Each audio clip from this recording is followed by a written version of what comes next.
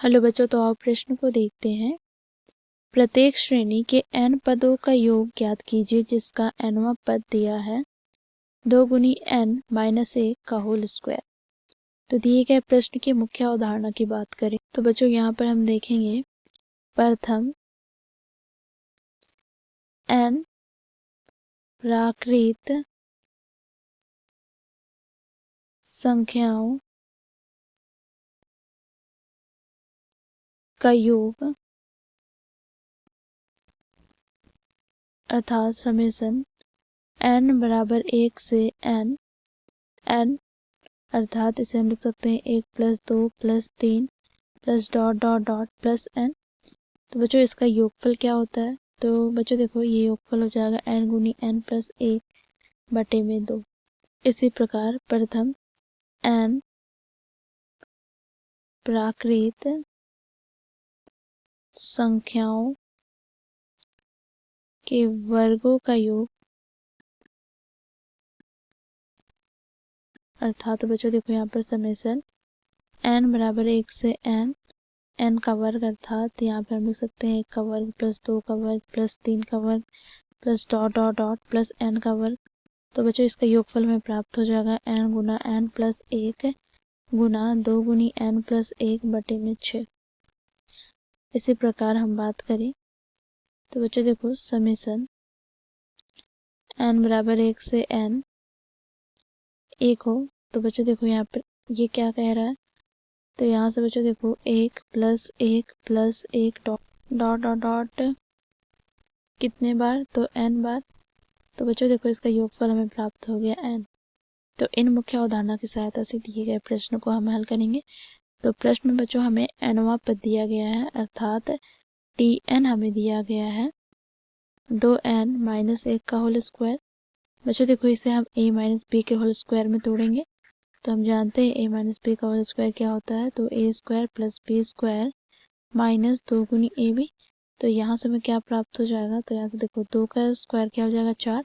तो 4 गुनी n का स्क्वायर माइनस का 2 गुनी ए बी अर्थात 2 गुनी 2 कितना हो जाएगा 4 गुनी n। यहाँ पे प्लस का क्या हो जाएगा? तो 1।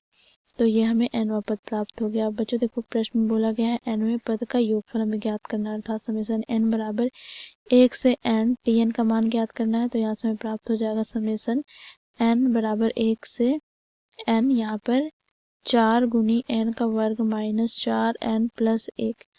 अब बच्चों देखो यहाँ पर इसे हम अलग अलग कर लेते हैं तो 4 हम बाहर निकालेंगे तो समेसन n बराबर 1 से n यहाँ पर n का वर्ग माइनस हम 4 बाहर निकालेंगे तो समेसन n बराबर 1 से n यहाँ पर n प्लस क्या होगा? तो समेसन n बराबर 1 से n यहाँ पर 1। अब बच्चों देखो यहाँ पर 4 गुनी क्या हो जाएगा? देखो प्रथम n प्राकृत संख्याओं के वर्गों का योग हम लोगों ने मुख्य उदाहरण में देखा किसके बराबर होता है।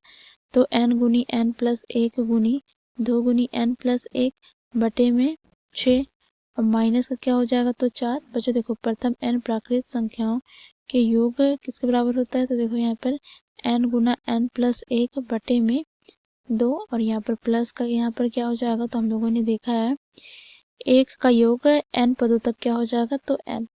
अब यहाँ से बच्चों हम इसे विभाजित कर लेंगे तो 2 से विभाजित करते हैं तो 2 दूनी 4 2 तिया 6। यहाँ पर 2 से विभाजित करेंगे तो 2 दूनी 4। तो यहाँ से हमें क्या प्राप्त हो गया? तो देखो यहाँ पर हम उभयनिष्ठ ले लेते हैं इन तीनों पदों से n और यहाँ पर 2 भी उभयनिष्ठ आ जाएगा। तो यहाँ से हमें प्राप्त क्या होगा? तो n प्लस 1 गुना 2 गुनी n प्लस 1 बटे में 3 माइनस का यहाँ पर n प्लस 1 और यहाँ से बच्चों हम 2 n उभयनिष्ठ निकालें तो यहाँ से प्लस का 1 बटे 2 प्राप्त होगा। इसे आगे सरल करते हैं तो यहाँ से हमें प्राप्त हो जाएगा देखो 2 गुनी n। बच्चों यहाँ पर हम लघुत्तम लेंगे 2 और 3 का तो हमें लघुत्तम प्राप्त हो जाएगा 6। तो यहाँ से हमें प्राप्त हो जाएगा 2 गुनी। अब बच्चों देखो इसे हम पहले सरल कर लेते हैं तो 2 गुनी n का वर्ग प्लस यहाँ पर हो जाएगा 2n प्लस n अर्थात 3n प्लस का 1 और यहाँ से बच्चों माइनस का क्या हो जाएगा? तो 6 गुनी n प्लस माइनस माइनस 6 और यहाँ पर प्लस का क्या होगा? तो 3। बच्चों यहाँ पर इसे हम सरल कर लेते हैं तो हमें प्राप्त हो जाएगा 2 गुनी n यहाँ पर 2 को 2 से गुना करेंगे तो 4 गुनी n का स्क्वायर प्लस 6n प्लस का 2 माइनस 6n माइनस 6 प्लस का 3 बटे में 6। तो बच्चों देखो यहाँ पर प्लस का 6n से माइनस का 6n कट जाएगा, तो यहाँ पर हमें प्राप्त हो गया क्या, तो देखो 2 से हम 6 को विभाजित करते हैं तो यहाँ से हमें 3 प्राप्त होगा, तो n बटे 3। और यहाँ पर बच्चों देखो 4 गुनी n का स्क्वायर और यहाँ पर माइनस 6 प्लस 3 कितना हो जाएगा, तो माइनस 3 प्लस 2 कितना हो जाएगा, तो माइनस 1।